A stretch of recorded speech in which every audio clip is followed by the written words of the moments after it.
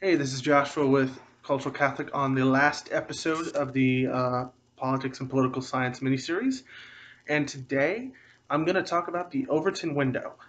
A basic explanation of the Overton Window is this narrow box on the political spectrum where of acceptable policies that can determine whether or not that won't bury a politician's political career. So, for example, almost 30 years ago, a mayor in uh, Maryland, I think,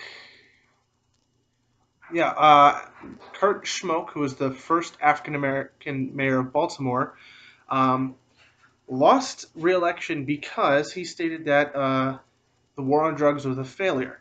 And at the time, and this was during the massive tough on crime era in American political history, um, that was considered outside of the norm and unacceptable, which led to his defeat.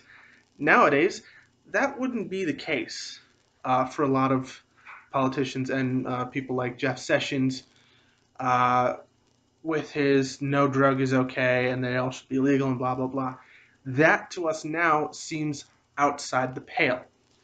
Um, and so the Overton window, like I said, it's this narrow box of things that can be said and not destroy a politician's career. And it can be moved. Um, like I said, drug legalization was once considered outside of the pale. The man who came up with this, Joe Overton, worked for the Mackinac Institute, um, or Mackinac Center for Public Policy, um, and they actually have an interactive tool that has some examples, and they actually give an explanation and some resources that I think would be really good to check out. Um, and the Overton window is movable. For instance, like I said, drugs over the last third, almost, oh, yeah, almost 30 years ago. Over the last 20 to 30 years, drugs have started to become viewed as less of a crime problem and more of a health problem, and they've also been viewed as less. And it's starting to be believed that, at the very least, marijuana should be legalized, and there are some arguments to legalizing and regulating other drugs. Um, Another thing is gay marriage. On Vox did a great video on this, kind of explaining the Overton window, and the the Overton window was able to be moved to the left. It doesn't just move to the right. It moves. Well, actually, drugs is a left leaning thing.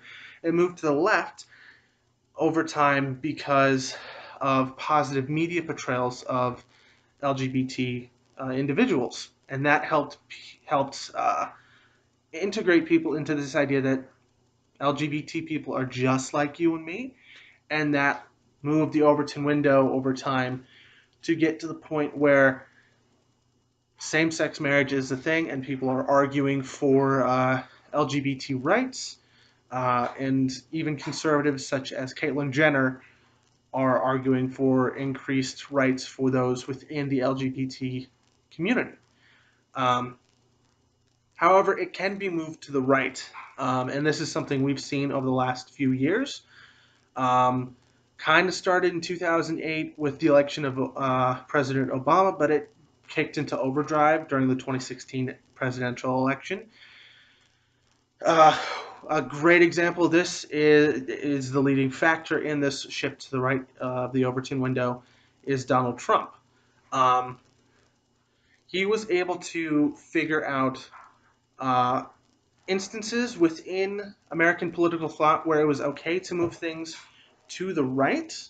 Um, and his and while political consensus, the Hill actually had an interesting article on this, where while international organizations had been viewed as important in maintaining global peace, Donald Trump was able to sniff out in American political thought, among at least the base, that international organizations and the policies that came with them were not as helpful and thus were within the bounds of reason to attack.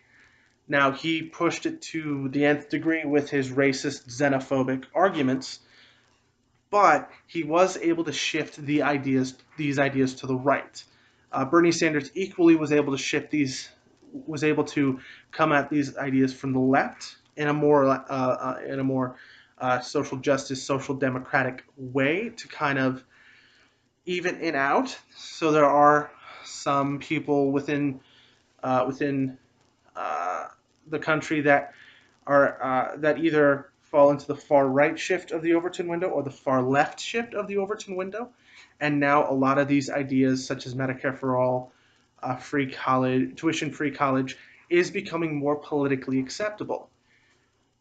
Now the problem is, on the right side at least, those who are like Bill Kristol, who was a massive supporter of the Iraq War, are becoming politically acceptable, and because he's not for what Donald Trump is for. Additionally, people like Antonin Scalia within the legal world are considered more acceptable because now Donald Trump is appointing far right wing judges. And I had my issues with Antonin Scalia, but at the very least, he wasn't as far right as Neil Gorsuch. Um, and it is saying something that to make it seem like Antonin Scalia was liberal in comparison to Neil Gorsuch. However, Antonin Scalia is nobody's liberal. Was nobody's liberal. And uh, with this, it kind of determines what our politicians talk about. If the Overton window didn't shift to the left in the 60s and 70s, we really wouldn't have talked about civil rights for African Americans or other minorities. And if it hadn't shifted, if it hadn't shifted to the right in that same period, we wouldn't have thought about really criminalizing drugs to the extent that we did. So it's a give and take, and something we really need to think about is where is the what was acceptable before a politician like Donald Trump or Bernie Sanders started speaking, and where are they trying to push it?